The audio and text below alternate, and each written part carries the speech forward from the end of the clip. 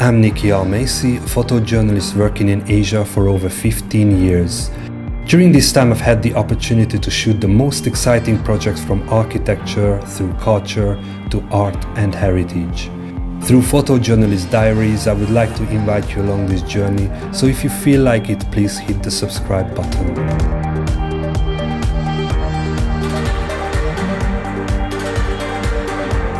In early 2016, I left China after 10 years and started a new life in Southeast Asia. Back in Shanghai, I would say that I had a pretty solid clientele and an established business. So this move was to get myself out of this comfort zone and see if my photography worked outside the bubble that I created it in.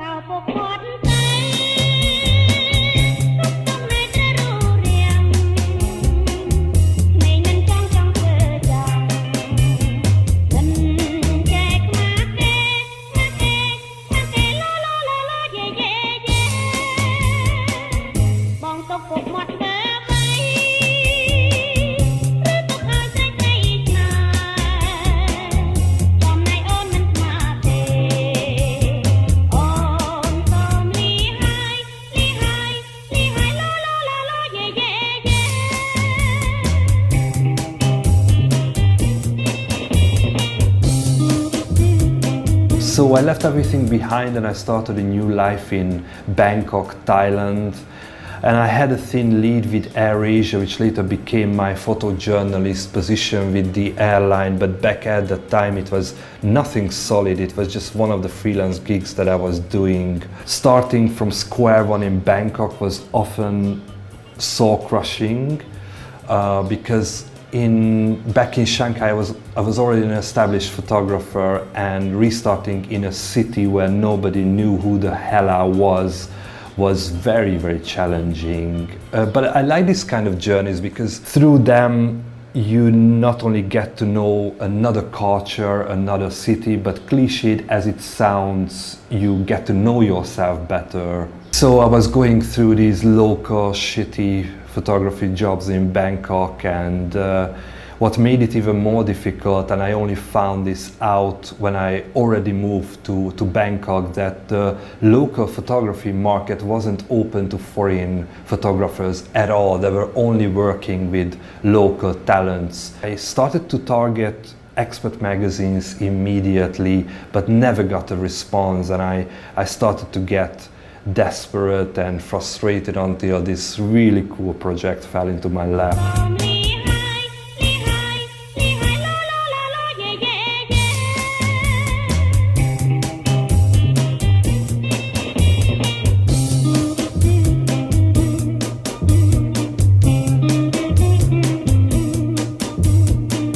It was one of those cases when you move to a new place and a friend tells you that, hey, I got a friend there and you guys should definitely meet. And this is what happened exactly. My ex-editor from Shanghai said I should meet his friend who was living there. So through him I got to meet this wonderful guy who was a doctor, a scientist, working for an organization called MORU, the Mahidol Oxford University Research Unit, conducting malaria research and treatment in the neighboring rural areas of Western Cambodia and Thailand.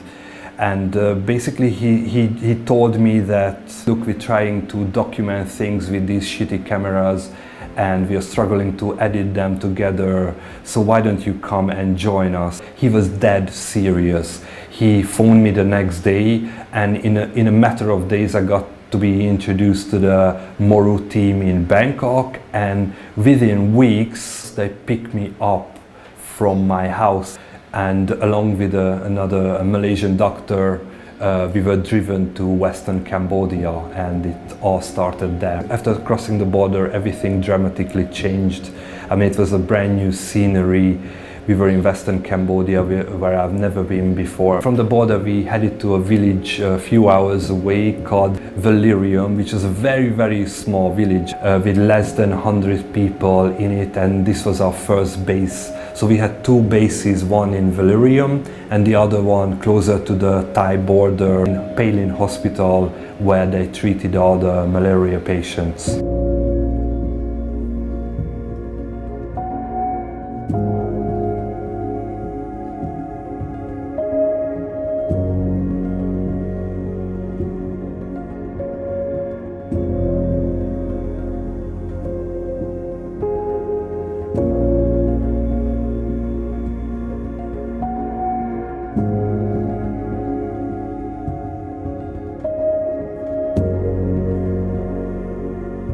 Moru had a presence in the area for a few years by then, and this is where they conducted malaria research and treatment in, I think, 20 villages within a 100-kilometer radius. In the summer months of 2016, Moru launched a new project, the one I was there to document, establishing a village malaria worker program in the area to provide early free diagnosis and also to offer treatment to the locals if the disease was diagnosed.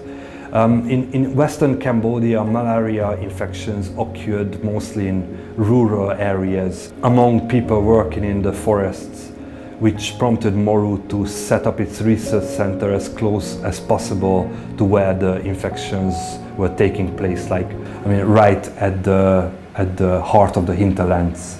Moru had a very effective and clever way to promote this program and raise awareness about the dangers of malaria among the locals.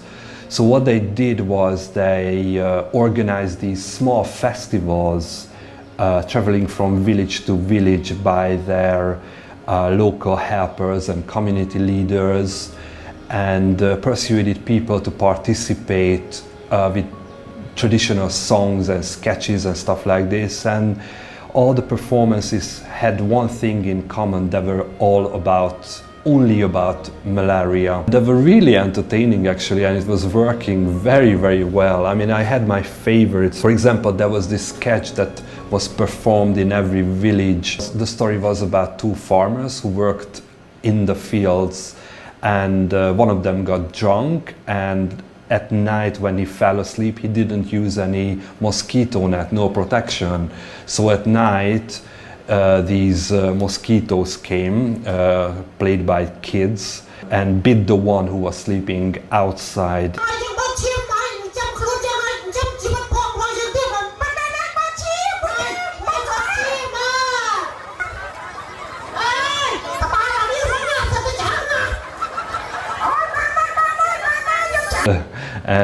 But by the morning when he woke up, he was shivering and obviously had malaria. I was really blown away by these performances. I mean, the kids were so talented.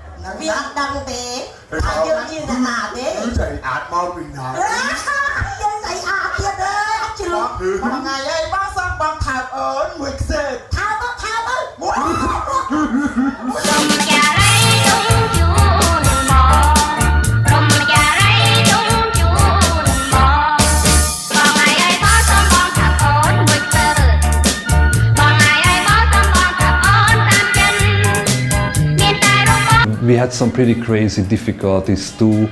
For example, on one of the opening nights, the reflectors and the lights attracted all the insects from the nearby forests, and they very, very quickly filled up the air. They were everywhere, really, literally in our hair, in your mouth, on your clothes, everywhere. It was just totally crazy. It was like really like a storm of insects. People had some difficulty singing because all the insects were flying around and flew into their mouth and stuff like that.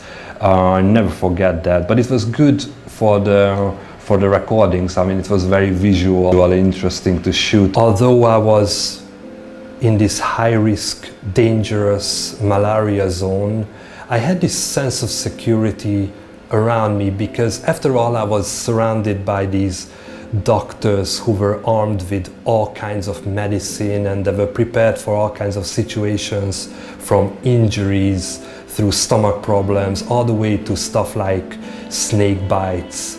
And I really don't want to make this out like we were moving into a war zone or anything like that, but there were some really serious potential dangers. I mean, first of all, there were the snakes. You kind of know what it is and you're familiar with it, but everything changes when you come across one in your living environment. And right on the second day, we were in the house and we heard this commotion coming from the outside. Kids were carrying around this big poisonous snake. It was already dead, but still it was a bitter reminder that danger was all around us. And we had to tread carefully anywhere we went. When I encountered my first scorpion, that's when my sense of security kind of evaporated in a second. And it was actually a bigger worry than the snake, because a scorpion can be anywhere, in your bed, in your shoes, under your pillow, under your blanket. It was really a constant worry, and it became very real too, because one of our colleagues got bitten on the hand and it's swollen up real bad. But this is still nature, and there was one more danger that we had to watch out for, and this was the most serious one: the landmines. There are still 6 million landmines in the ground of Cambodia, and most of these are in Battambang province where we were. Of course, they are left by the Khmer Rouge, the Communist Party, which was led by Pol Pot from 1975 until 1979.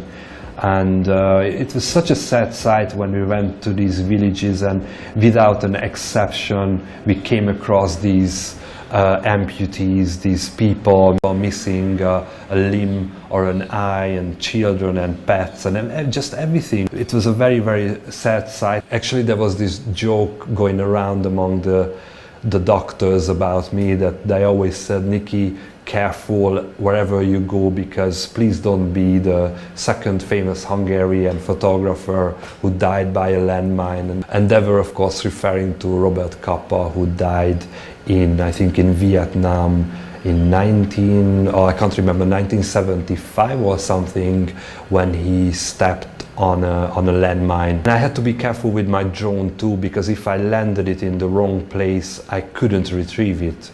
If it went in a field or something, it remained there, because everything was full of landmines around us. During the day I was traveling between the villages and documenting all the rehearsals, and I must say I've seen so many of them that by the end of the 2 weeks I got to know the performances in and out.